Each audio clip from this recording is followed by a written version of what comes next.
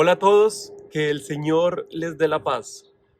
Cuando el evangelista Mateo inicia a contar la historia de Jesús, cómo inicia su ministerio anunciando el reino de Dios allá en Cafarnaúm, en el norte, en Galilea, dice que se están cumpliendo las escrituras, aquella que el profeta Isaías había anunciado, que en la región en la que el pueblo andaba en oscuridad se había visto una luz grande. Mateo, que ya nos había contado que cuando Jesús nació una estrella había brillado y que hasta Oriente se había visto, ahora nos dice que la palabra de Jesús, su anuncio del reino, es como una inmensa luz que ilumina a los que viven en oscuridad. Una buena lectura para un domingo que llamamos el domingo de la palabra de Dios, un domingo para pensar en el valor de la palabra en nuestra vida. Podríamos preguntarnos a qué hace alusión Mateo cuando dice para que se cumpla la escritura y cita el capítulo 9 de Isaías. Cuando uno va a las páginas de Isaías se encuentra con una situación histórica particular, la situación de un pueblo que vive en zozobra, que vive con miedo por la invasión de las potencias de alrededor. En ese momento Asiria es una potencia que va destrozando con lo que se encuentra. Además de Asiria, los egipcios todavía representan una amenaza, sobre todo para la gente de Levante, de esta parte donde se encuentra el pueblo de Dios. Y los sirios y los efraimitas habían hecho una alianza contra Jerusalén. Entonces la gente de Jerusalén está mal. El reino de Judá, el reino del sur, tiene miedo de lo que le puede pasar. El rey ha perdido su confianza en Dios y busca estratégicamente alianzas con otras potencias. E Isaías se le acerca al rey y le dice, no, esta salvación viene solo de Dios. Es como ahora andamos en oscuridad, pero una luz brilla para los que están en tinieblas. Y Dios dice que esta victoria será como en el día de Madián. De hecho, la primera lectura que leemos en la Eucaristía de este tercer domingo del tiempo ordinario concluye así: será como en el día de Madián. Y eso nos hace otra pregunta: ¿y cuál es el día de Madián? Entonces nos toca devolvernos en la lectura de la Biblia hasta el libro de los jueces para encontrar cómo Dios dio la victoria a su pueblo contra los enemigos, contra los madianitas, usando solamente a 300 hombres en la época del juez Gedeón. Eran miles los que habían acampado contra Israel, e Israel tenía mucho miedo, y no había ningún valiente que se enfrentara a este ejército. Dios levantó entonces un nuevo juez, le dio esta misión a Gedeón, y Gedeón, asumiéndolo valientemente, no se quedó quieto, inició a preparar el ejército, pero Dios dijo, pero no vaya con tanta gente, vaya con solo 300. Y con solo 300 hombres, Gedeón, de noche, en la oscuridad, en el momento en el que se encendió la luz, se encendieron las antorchas, gritaron, estallaron los jarros de cerámica, y en ese momento el ejército de Madián entró en confusión y fue derrotado. 300 hombres derrotaron a muchos miles para que quedara claro que era Dios el que había dado la victoria y no la fuerza militar de Gedeón.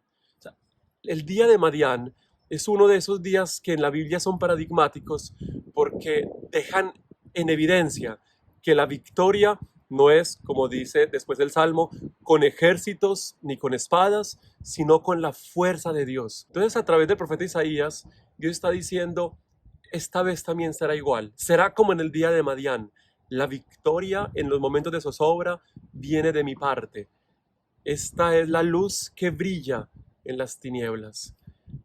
Cuando Jesús empieza a anunciar curando, el Evangelio de Mateo dice que Jesús empieza a curar a todos los que tienen enfermedades y a los que están sometidos por el mal. Cuando Jesús empieza a decir, es que Dios está cerquita, el reino de los cielos se ha acercado, no es una utopía lejana, no es un sueño de optimistas sin remedio, es una realidad. Dios se hace cercano. En el momento de la oscuridad, en el momento de la zozobra, del miedo, de la incertidumbre, en ese momento su palabra encarnada, Cristo, la palabra del Cristo que anuncia el reino, se convierte en luz. Curiosamente, dice tanto el profeta Isaías, pero específicamente Mateo quiere subrayarlo, esta luz brilla en Galilea, en la tierra de Zabulón, en el norte. Esta tierra históricamente se ha contrapuesto al sur, a la capital, al centro, al lugar histórico y por excelencia de la fe y del rey, que es Jerusalén. El norte es la periferia, no solamente social, la gente de allá es mucho más pobre, aunque las tierras son mucho más fértiles, sino también religiosa y cultural, porque como es una vía de paso hacia el mar, vienen del oriente y se pasa al mar, la Vía Maris. Es una tierra en la que transitan muchos extranjeros, muchos paganos que no adoran a Dios, y es una tierra de costumbres morales mucho más relajadas. Entonces, en el lugar no del centro, no en Jerusalén, donde se hace el culto a Dios, donde es el centro por excelencia de la adoración, sino en la lejanía, allá en la periferia existencial, en la periferia del mundo, en el lugar del pecado, en el lugar de la gentilidad. Galilea de los gentiles la llamaban. Es allá donde brilla el Señor. La palabra de Dios es la luz que brilla en todas las oscuridades posibles, en las oscuridades de nuestra existencia, incluso en los momentos de mayor pecado, en los momentos de mayor lejanía de Dios, en los momentos en los que Dios parece no estar. Allí llega Jesús anunciando una verdad incontrovertible, una verdad que tiene que llenarnos de esperanza. El reino de Dios, el reino de los cielos, Dios mismo se acerca a cada uno de nosotros. Entonces, el Evangelio de hoy de alguna manera nos pone como en 4 momentos de la historia a lo largo de muchos siglos. El día de Madián, Dios da la victoria a su pueblo a través no de la fuerza de un pequeño ejército, sino de su propio poder, del poder de Dios. Como en el día de Madián, Isaías dice, así será también mi victoria contra los asirios y las potencias locales. Y ahí van 2 momentos del Antiguo Testamento. Ahora, al iniciar el Nuevo Testamento, capítulo 3 del Evangelio de Mateo, se nos dice que es un momento de oscuridad también, la gente sufre. Y aquel que daba esperanza, que es Juan el Bautista, es encarcelado. De hecho, así inicia el Evangelio.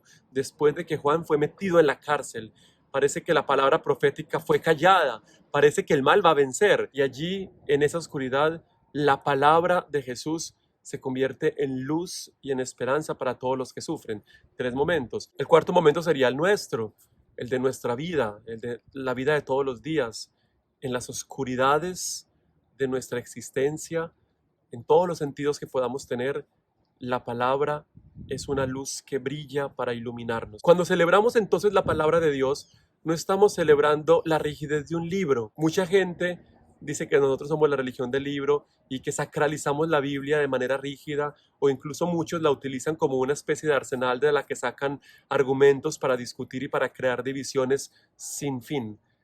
Pero nosotros no somos una religión del libro, eso lo ha dicho la iglesia muchas veces. Nosotros somos una experiencia de encuentro con una palabra viva que tiene fuerza y poder para transformar la existencia de cada uno de nosotros. Esa palabra que se hizo carne es Jesucristo, que actúa en todos los momentos de la existencia humana. Ahora bien, esa palabra es transmitida a nosotros, testimoniada por un libro. Eso es otra cosa distinta. La palabra única de Dios es testimoniada a través de la tradición de la iglesia y particularmente de este libro que es la Biblia. Y a nosotros se nos ofrece este libro como manjar que alimenta nuestra vida, como guía en los momentos de estar perdidos, como luz que se ilumina en las tinieblas, como una especie de GPS que guía nuestros pasos. Al celebrar la palabra de Dios, nos podemos preguntar qué lugar ocupa la Biblia en nuestra vida, cuán importante es cada día y sobre todo con cuánta seriedad tomamos en cuenta su iluminación. Feliz domingo de la palabra de Dios para todos. Que esta palabra que es viva y eficaz ilumine nuestra existencia, ilumine como el sol nuestros días y nos conduzca hacia la luz inagotable, Cristo el Señor. Que el Señor los bendiga en el nombre del Padre, del Hijo y del Espíritu Santo. Amén.